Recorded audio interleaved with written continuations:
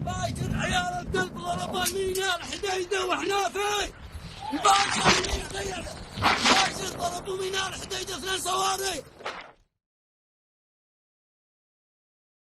Radio Angkatan Darat Israel mengungkap bahwa militer Zionis berkomunikasi dengan Arab Saudi sebelum menyerang pelabuhan Hodeidah, Yaman pada Sabtu, tanggal 20 Juli tahun 2024. Zionis membeberkan bahwa Riyadh mengizinkan pesawat tempur Angkatan Udara Israel, IAF, melewati wilayah udaranya untuk mengebom sasaran Houthi di Yaman. Mengutip tribunnews.com, Selasa, tanggal 23 Juli tahun 2024, IAF mengatakan, sebagian besar perjalanan jet tempur Israel melewati wilayah udara Saudi ketika mengincar pelabuhan Yaman. Militer Israel disebut telah berkoordinasi dengan Arab Saudi untuk melakukan penyerangan tersebut.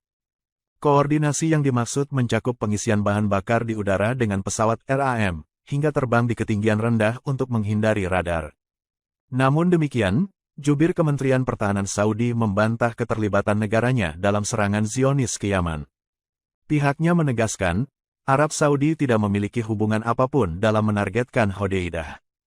Kemenhan Saudi juga mengatakan bahwa kerajaan tidak akan membiarkan wilayah udaranya disusupi oleh pihak manapun.